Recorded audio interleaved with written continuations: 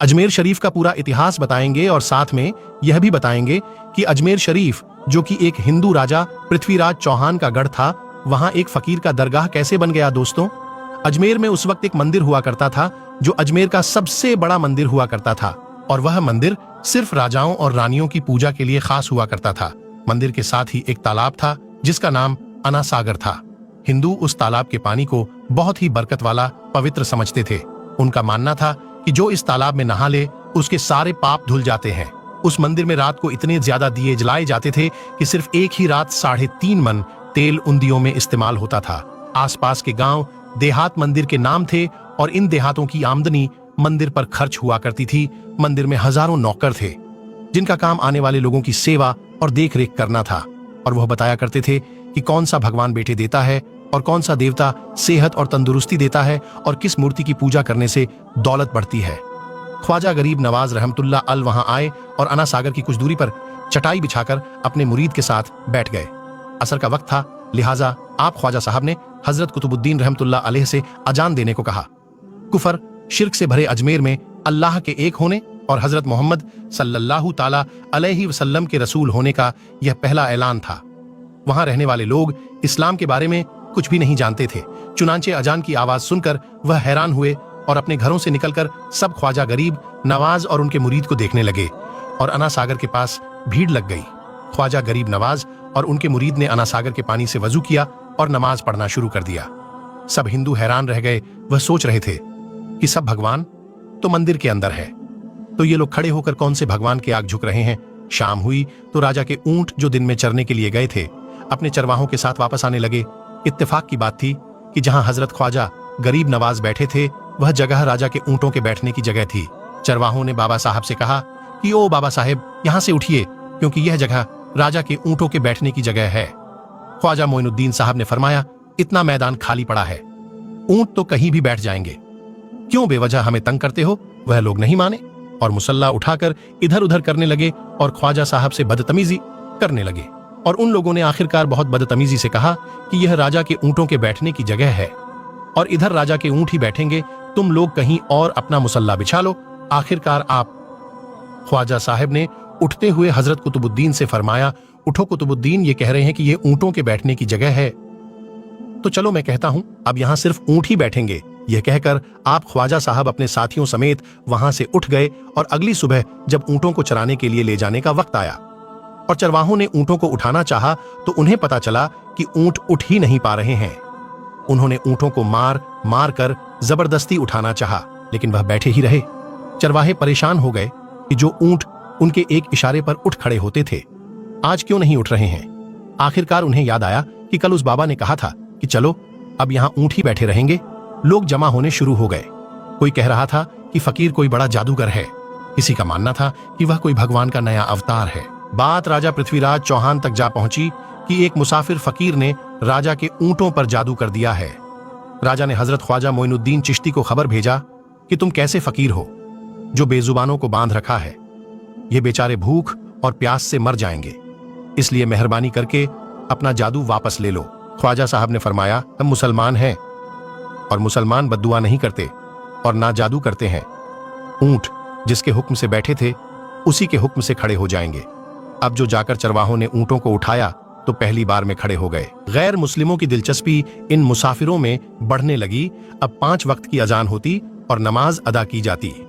आखिरकार राजा तक यह बात पहुंच गई और उसको शिकायत की गई कि राजा साहब, जो फकीर आए हुए हैं सब के सब मुसलमान हैं, 5 वक्त अजान देते हैं और हमारे पवित्र तालाब में हाथ मुंह धोकर गंदा करते हैं, हमारे धर्म के खिलाफ बातें भी करते हैं और कहते हैं कि यह मूर्तियां पूजने के लायक नहीं, ये तो सिर्फ एक पत्थर है, इसलिए इन्हें यहां से उठा लिया जाए। राजा पृथ्वीराज चौहान ने फकीरों को खबर भिजवाया कि तुम लोग गोश्त खाते हो, हमारे धर्म के खिलाफ बोलते हो, और तो और हमारे पवित्र तालाब को अपने हाथ मुंह धोकर गंद करते हो, जो हम कतई बर्दाश्त नहीं कर सकते, इसलिए तुम्हारे लिए अच्छा होगा कि तुम यहां से चले जाओ। ख्वाजा साहब ने फरमाया, और भी तो दुनिया आती है, सिर्फ हमारे ही पानी लेने से आखिर क्या फर्क पड़ जाएगा। राजा कहने लगा, वह सब हमारे धर्म और हमारे मजहब के लोग हैं और तुम दूसरे धर्म के हो। आइंदा तुम लोगों ने तालाब को नापाक किया तो हम तुम लोगों पर सख्त कार्रवाई करेंगे। ख्वाजा साहब ने हजरत कुतुबुद्दीन रहमतुल्लाह अलैह से फरमाया, कुतुबुद्दीन शायद यह लोग आइंदा हमारे पानी लेने पर कोई परेशानी खड़ी करेंगे, जाओ एक मश्क पानी ले आओ। हजरत ख्वाजा कुतुबुद्दीन बख्तियार काकी ने फरमाया, चलिए हम अपना प्याला भर लेते हैं। उन लोगों ने उनको प्याला भरने से मना कर दिया, लेकिन फिर बाद में जाकर वह लोग इस शर्त पर मान गए कि तुम्हारे जिस्म पानी से ना छुए तो हम यह प्याला तुमको भरने देंगे।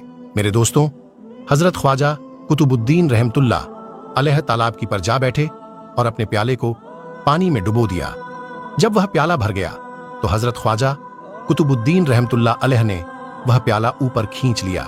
लेकिन फिर क्या था, जब वह प्याला पानी से बाहर आया, अना सागर का सारा पानी सूख गया और अना सागर की तह में सूखी रेत उड़ने लगी। मानो ऐसा मालूम हो रहा था कि अना सागर उस छोटे से प्याले में समा गया है।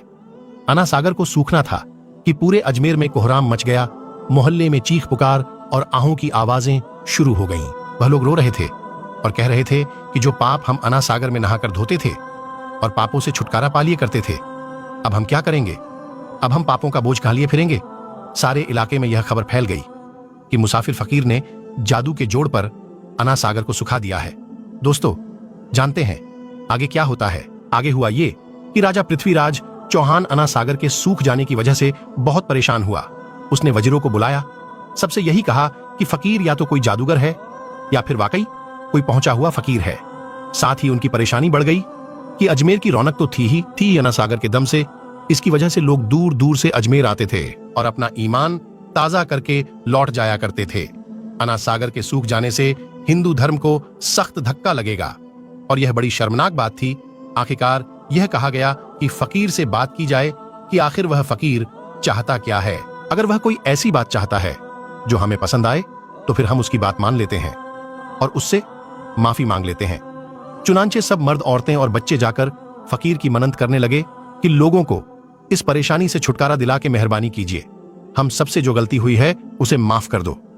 हम अपने पापों का बोझ लेकर कहां जाएंगे और कैसे सुकून पाएंगे, क्योंकि हम लोग उसी तालाब में अपने पापों का बोझ धो लिया करते थे। यह तरीका ज्यादा आसान था, लिहाजा तमाम लोग बाबा साहब रहमतुल्लाह अलैह के पास आए और बोले, बाबा तुम भी वजू कर लिया करना, लेकिन भगवान के वास्ते हमारा अना सागर हमें लौटा दो। हजरत ख्वाजा गरीब नवाज रहमतुल्लाह अलैह ने हजरत कुतुबुद्दीन बख्तियार काकी से फरमाया कि जाओ उसी प्याले को वापस तालाब में डाल आओ।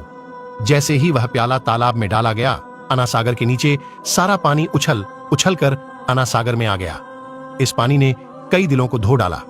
हिंदू कौम के इतिहास की किताबों में भी हिंदू इतिहास के लिखने वाले इस बात को मानते हैं कि उस शाम 32,000 गैर मुस्लिम कलमा पढ़कर मुसलमान हो गए। उन गैर मुस्लिमों के मुसलमान हो जाने से हिंदू पंडितों और आम हिंदुओं पर भी गुस्से का तूफान खड़ा हो गया और वह सोच में पड़ गए कि फकीर अगर कुछ दिन और रहा तो देवी देवताओं का नाम लेने वाला कोई नहीं रहेगा। लिहाजा लोगों ने राजा को मजबूर किया कि जल्द से जल्द कुछ किया जाए। राजा ने मंदिर के बड़े पंडित रामदेव को बुलाया और उसे बाबा साहब से मुकाबला रखकर जल्द से जल्द उन्हें हराने और अजमेर से बाहर निकाल देने का हुक्म दे दिया। रामदेव अपने वक्त का माना हुआ पंडित था, जिसके इल्म की काबिलियत की दूर दूर तक धूम मची हुई थी। दरअसल पंडित शैतानी और जादुई ताकतों का मालिक था। उसने राजा पृथ्वी को यह यकीन दिलाया कि जल्द ही राजा कोई अच्छी खबर सुनेगा।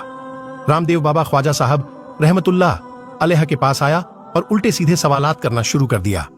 हजरत ख्वाजा गरीब नवाज ने फरमाया, खामोशी जरूरी है, इसलिए हजरत ख्वाजा रहमतुल्लाह अलैह खामोश रहे। जब रामदेव ने हद से बढ़कर शोर मचाना शुरू कर दिया तो हजरत ख्वाजा गरीब नवाज ने उसकी तरफ आंख उठाई और मुस्कुराकर फरमाया, रामदेव तू शोर मचा रहा है और मैं तेरे माथे पर ईमान का नूर चमकता हुआ देख रहा हूं। बस इतना कहना था, न जाने क्या करिश्मा हुआ। देखते ही देखते बाबा रामदेव कदमों पर गिरा और रोते हुए बोला, बाबा साहब जिस धर्म के आप हो उस धर्म में मुझे भी शामिल कर लो। सब लोग जो मुकाबला देखने आए थे सब हैरान हुए और बाबा रामदेव जो बाबा को हराने आया था खुद ही मुसलमान हो गया। इतिहास की किताबें भरी पड़ी हैं कि हजरत ख्वाजा गरीब नवाज वह इकलौते बुजुर्ग हैं